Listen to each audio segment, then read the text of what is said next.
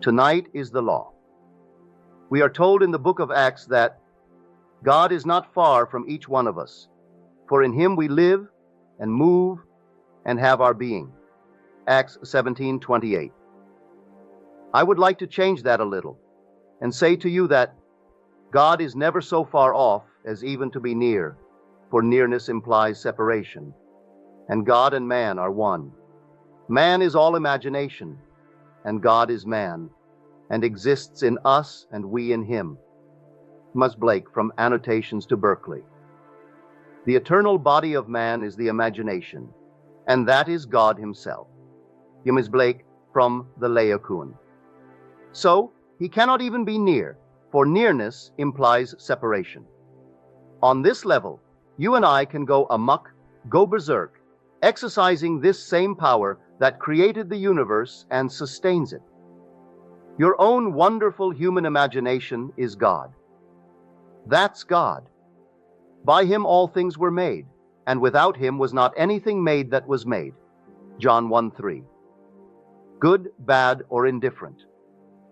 Now tonight let me share with you some experiences to show you that it is all your own wonderful human imagination. You might have read last Saturday's Los Angeles Times. On the front page, in bold type, is the story of a plane. A story was told and shown on TV, and very, very popular by Rod Serling, and here a man was influenced to take that story and put it to his own personal gain. So he threatened Qantas, the Australian airline, with 107 passengers aboard, that he would blow the plane up at a certain airport if they did not pay $560,000, which they did. They paid him, this extortionist, $560,000, based upon a so-called imaginary plot by Rod Serling. When he realized what he had done, so he claims in the story, he asked his producers to withdraw the film from TV and not show it anymore. They refused because of profit. It was written for profit, shown for profit, and will continue regardless of Qantas or any other airport of unnumbered people that may suffer as a result of it. I did not see in his regret that he is going to give his income from the residuals to Qantas to repay the $560,000. No, he didn't say that he would pay back what he would now make to the Australian airport. He is going to keep it and write another bunch of nonsense because he doesn't know what you know, that imagining creates reality. For God imagining creates, and God is man, so man imagining creates. There is no separation between God and man. We are one. God became as we are that we may be as he is. William Blake, from There Is No Natural Religion. Allowing himself on this level to make all the mistakes in the world, to go berserk and to imagine any stupid thing in the world. Now, let me share with you a few stories. These stories by William Butler Yeats, you can find them in his volume called Good and Evil. They first came out at the turn of the century. It is part of his collective works, but this individual volume has been reprinted, I think, 3 or 4 times, and this is the chapter which he named Magic. He said, I was spending a vacation in Paris, and I got up early. I thought I would go out and get the morning paper before my host rose, and then I came through, and I saw the little maid laying the table for breakfast, and I told myself one of those long, stupid stories that one tells only to oneself. If something could happen which had not happened, I would have hurt my arm. And so I imagined myself with my arm in a sling. As I passed by, I had so completely imagined myself with my arm in a sling that I cast my imaginal act upon that sensitive child, the little girl who was simply preparing the breakfast table. When I returned with my paper, my hostess met me at the door, and she was all in a dither, inquiring about my arm, for she said that the little girl, the maid, had told her that Mr. Yeats came down with his arm in a sling. Then I remembered what I had done. I simply imagined that had I done what I had not done, I would have hurt my arm, and my arm would now be in a sling. So I cast my imaginal act so intensely upon that maid that she saw it as an actual fact. Now, he said, just about the same time I thought intensely of a fellow student and a message I wanted to give him, but I did not wish it committed to paper. I wanted to tell it to him, but he was not present.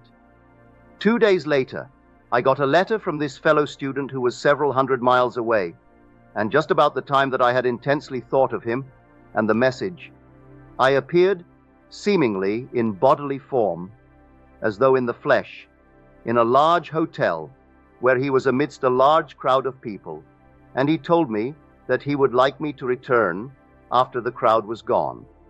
And then I vanished and returned that night at midnight and told him the message, which he told me in his letter. Now, he said, I have no conscious knowledge of the projection. I only know that I intensely thought of my fellow student and the message I wanted to convey. And there I appeared in the midst of a huge crowd in a hotel several hundred miles away, and he was telling me to return later after the crowd dispersed, which I did at midnight, and told him the message. Now, he said, I could tell you unnumbered stories of the power of imagination. Then he tells the one of Joseph Blanco, which is a popular story and supposedly very, very true, of this student at Oxford University finding himself, well, without funds, so he could not continue his studies. So the day that he left college, because he could not afford to continue, he found no job, and he joined himself to a bunch of gypsies, traveling gypsies. And one day, 2 students who knew him at college came upon him among the gypsies, and he made a sign not to be identified, and then came up afterwards, and he told them, I'll meet you at the inn, and then I will explain to you why you find me among this crowd. Well, they were curious and went to the inn, and when he came into the inn, he told them that they are not quite the vagabonds that people think they are. They have a secret that is not known at Oxford. None of our professors know it. I know I never heard about it, said he. So no one knows it, but I will tell you what they have taught me. I have learned all that they have taught me so far, and I have improved upon it. Now, to show you what I mean by it, I will leave you 2 fellows alone, and when I return, I will tell you what you have discussed in my absence. So when he came back, he told them in detail what they had discussed, everything they had discussed, and they were curious and wondered why. He said, You had no choice in the matter. I determined what you would discuss. My imagination led yours. Their story is all about imagination, and they, by the complete control of their own imagination, influence your behavior. That's what I learned from them. Well, if God makes all things, then God must be the human imagination. If a man can so control his own imagination that he influences your behavior, and you think that you initiate what you do when it was the man in control of his own imagination that did it, then we understand what the poet meant. All things by a law divine, in one another's being mingled. Shelley in Love's Philosophy. I see you. You see me. Were we not intermingled, I couldn't perceive you. If I couldn't penetrate your brain and you couldn't penetrate mine, you wouldn't see me. So, all things, by a law divine, in one another's being mingled. Imagination is that non-objective reality from which all objects pour forth, just like sudden fancy. Everything in the world comes out of one's own wonderful human imagination, for that is God.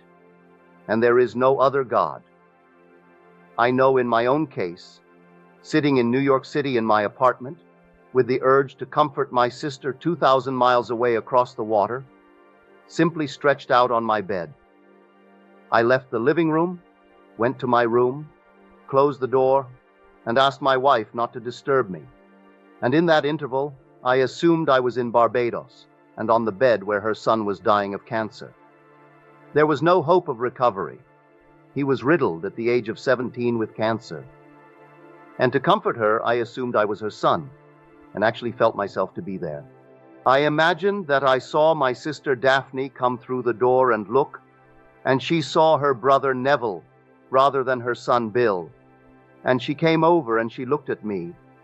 I saw her, and then I awoke back in New York City. 8 days later.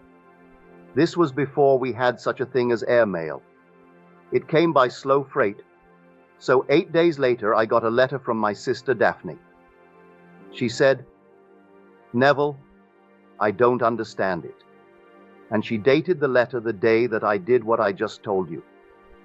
She said, "I went to the room to see Billy. As I entered the room, it was you. I came over, and I looked at what should be Billy, and I am looking at you. I came over, and I looked at what should be Billy, and I am looking at you. I rubbed my eyes. I did everything to bring about the normal vision, but I couldn't see my son Bill. I am only seeing my brother Neville, and I couldn't understand it." Now she began to feel, through the superstitions of the world, because Billy was dying of cancer, that the next one to go would be her brother Neville. That's how she interpreted it. She didn't know what I was doing in New York City, but what I did not help. He died. He died of cancer. But I succeeded in projecting myself 2,000 miles away onto a bed I knew so well. It was my father's room. It was my father and mother's bedroom, and I knew that that was where Billy was sleeping. So I assumed I was on that bed actually in the place of Billy, so that when my sister saw me, she would be encouraged to have faith, to have hope. But she was so disturbed because no matter what she did, she rubbed her eyes, closed them, opened them, closed them, opened them, and she is still seeing Neville. She can't see her son. Now, when you hear these stories from those who are not lying to you, you may not understand it, and reason will deny it. Well, if you have an experience, even though reason denies it, you can't deny the experience. My sister cannot deny what she actually experienced, and I could not deny what I did, because when I came out that night into the living room, a friend called at the cocktail hour, and she said, "Neville, you always seem so light and gay, but tonight you seem so heavy of spirit." So I told her what I had just done. Well, 8 days later, when the letter came, I gave it to that same woman who was home again at the cocktail hour and showed her what my sister had written. So here, my wife and my friend were witnesses to what I had told them 8 days in advance that I had done. Then came the letter from my sister asking for some explanation of it. So I tell you, I know from experience that imagining creates reality. On this level, we are only learning. We are all students. We are simply in kindergarten, and we go berserk as Rod Serling did, for he made a fortune writing this story. And it is still being shown all over on TV, and he will still get his residuals. And he will take his residuals and pile it into some IBM stock or some other stock. He hasn't given it away. He'll write more nonsense, for it's all nonsense, but he doesn't realize what he is piling up for himself. Be not deceived. God is not mocked. Galatians 6:7. As a man sows, so shall he reap. See yonder fields. The sesamum was sesamum, and the corn was corn. The silence and the darkness knew. So is a man's fate born. The light of Asia. So, let no one think he is getting away with anything.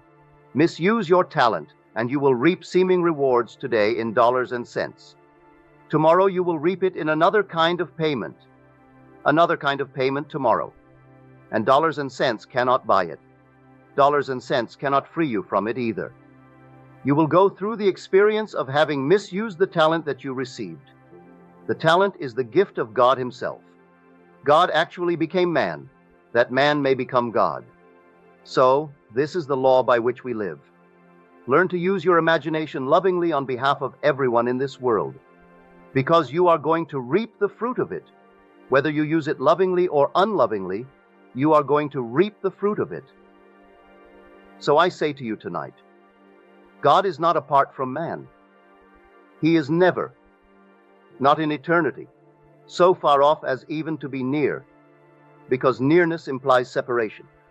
That statement from the 17th chapter of Acts would imply separation. He is not even separated. He can't even be near you, because he is your own I. When you say I, that is God. When you say I am, that's God. His name forever and forever. And there is no other God. The minute you say thou, that's a false God. If you address him as you, that's a false God. The only God is I am. That is my name forever, and by this name I must be known throughout all generations. Exodus 3:15. So, do not misuse it. Now you can set yourself a goal, any goal, and if you really know exactly what things would be like if you had realized it, and then enter into that state, may I tell you, it will become to you objective. At the moment, it seems only a shadow. Just a shadow because you have not entered into the sketch. When you enter into the sketch takes on a cubic reality and becomes objective to you. Not to another, but to you. Now leave it alone. Leave. In time, in its good time, it will flower and become what the world calls an objective reality. It was real the very moment that you entered it because you were the reality. All things exist in the human imagination, but all things. You name it. It exists in you, but it exists in you only as a shadow. It's shadowy. But if you enter into the so-called shadow and clothe yourself with it, it ceases to be a sketch, and it becomes a cubic reality just like this room. At this moment, your home that you know so well is only a shadow, and this room that you do not know very well. It seems so real because you are in it. Now everything in this world, so-called natural effects. Every natural effect has an imaginal cause and not a natural. A natural cause only seems. It is a delusion of the fading memory. Blake from Milton. Our memory. Yes, it's good. It's adequate for sameness, but it is not perfect. I'll show you. When you go home tonight, take an ordinary magazine. Take the cover, a landscape or a postcard, and look at it and know exactly what you are doing. You are looking at the postcard. Try to memorize it. Spend as much time as you want on it. Spend an hour if you want. Try to memorize that card, and you think you know it. All right, you know it. Now turn it over and try to reconstruct it from your memory of it. And be honest with yourself and see how far you are from what you are observing. Yet when you turn it over, your memory picture of it is good enough for sameness. You know it's the same card because it is good enough, but it is not good enough for the after picture. So, our memory is all right. It is good enough for the cause of sameness. So that is why man does not remember what he has imagined. He forgets what he has imagined when he sets it in motion. When it confronts him as his harvest, he denies he had anything to do with it. He can't remember what he did. Now every imaginative man in this world is forever casting, I would say, glamours, and influencing the entire world of the passive, unimaginative. They are forever falling under the influence of those who are vivid in their imagination. They are reaping it, and you will understand the cry on the cross. Father, forgive them, for they know not what they do. For some vivid imagination has compelled them to act as they act. So forgive them, the actors. Any condemnation goes to the author, not the actor.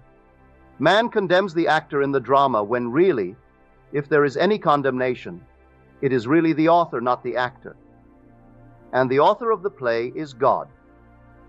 For God is your own wonderful human imagination, this one that extorted $560,000 from Qantas. He didn't conceive it. He saw it on TV, and it gave him an idea, and he thought, maybe I can get away with it. Well, who was the author of it? Rod Serling. He was the one who conceived it. And here was an actor who thought, here's an idea to get $500,000.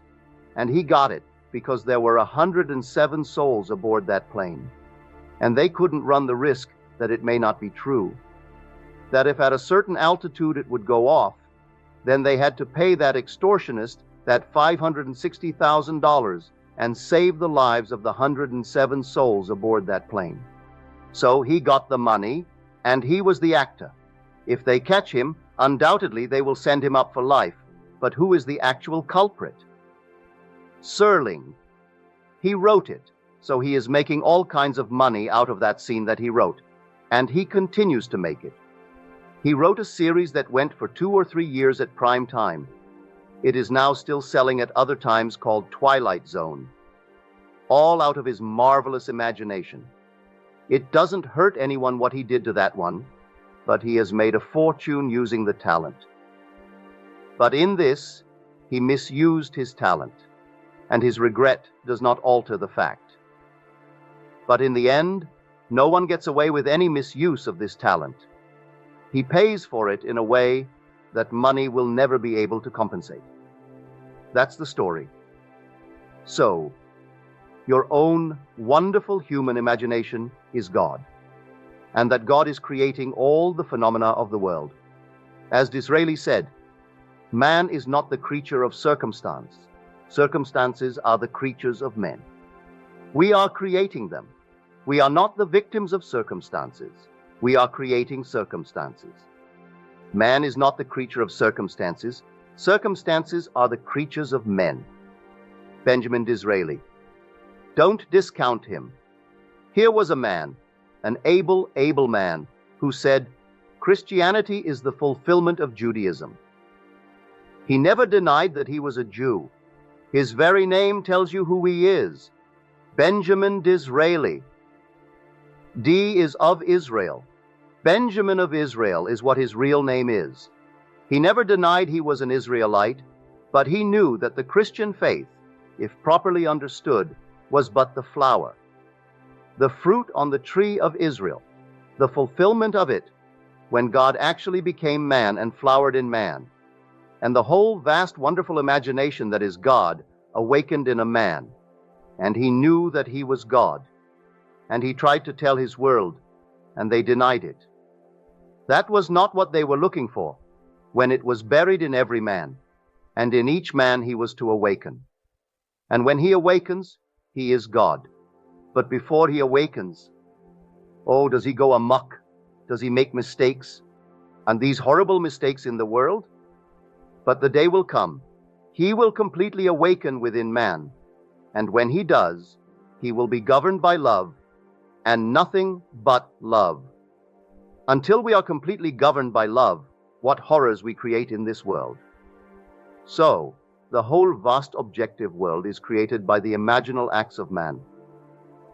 Everything now proven in the world was once only imagined. I don't care what it is.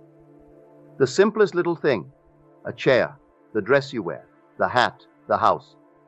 Everything was only imagined and then executed. It began all in the imagination of man.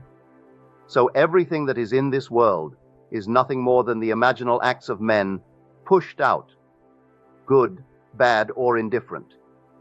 So tonight you take me seriously and know that you, and you alone, are responsible for the phenomena in your world. If you are passive and not alert, you can be influenced because all things by a law divine in one another's being mingle. But it is still the one being, and so you can be influenced. You and I. I trust that you cannot be influenced to take pictures shown on TV and extort $500,000. I trust your ethical code is beyond that, but not everyone is beyond it. You and I hope, are beyond such things. But there are unnumbered people who are not, and they will simply be influenced by the powerful imagination of a writer, a very successful writer who, if tonight he was invited by some university to speak on the art of writing, could demand maybe $2,000 or $3,000 for his appearance. And he knows nothing concerning the story of the Bible. But nothing. Had he known it, he would not have done it. So you know it, and he doesn't. So he makes his $3,000 if he wants to take it. He doesn't have to take it. He has so much money, he doesn't need it. but you have what he doesn't have. You have awakened to the point of knowing how to use your imagination lovingly on behalf of others. So this is the law of Scripture. This is the law. When we speak of the law and the promise, this is the law, that your imaginal acts are creating facts in the world. Imagining creates reality. So watch carefully what you're imagining. When you return home tonight and you're about to go to sleep, see that your mind is filled with lovely things, imaginal things, and drop off into that state. Do not let the sun go down upon your anger. Ephesians 4:26.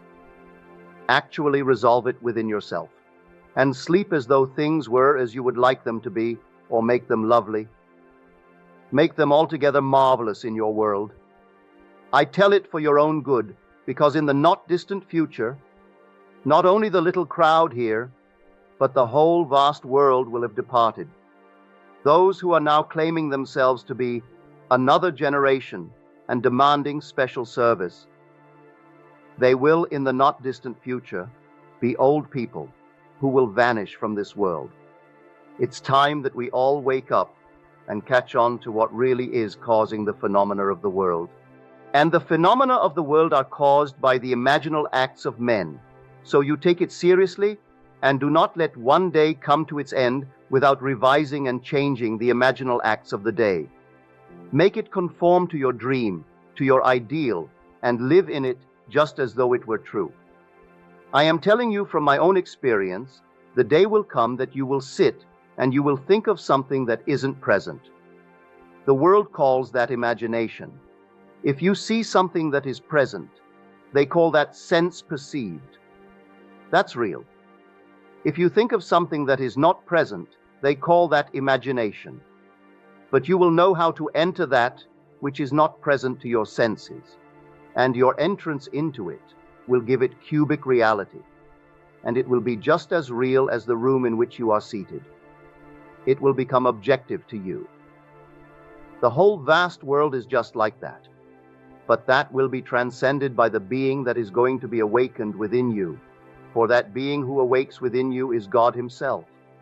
This is God keyed low to the human mind, and when he awakes, it is God at intensity, and there is nothing that is absent, for he is omnipresent.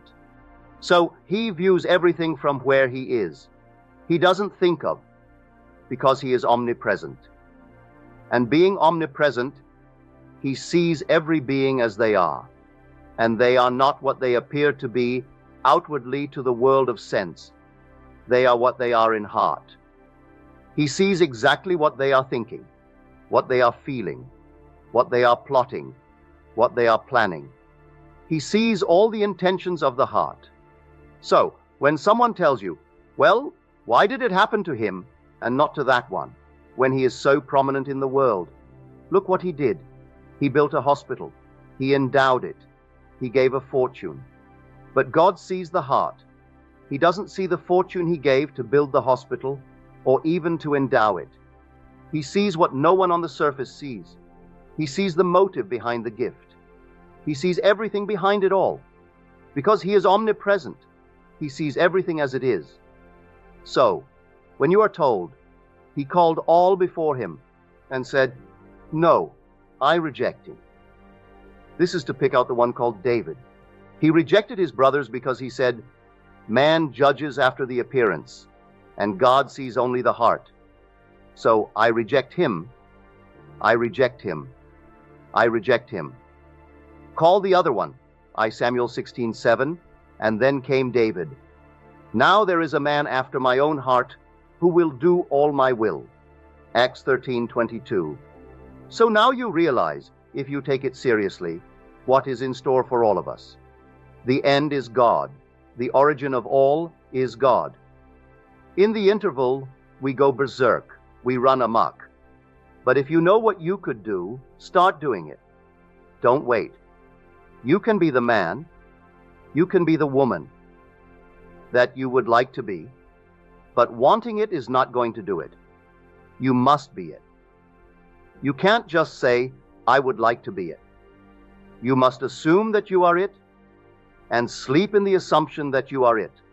for the assumption, though at the moment denied by your senses, denied by everything round about you, if persisted in, will harden into fact.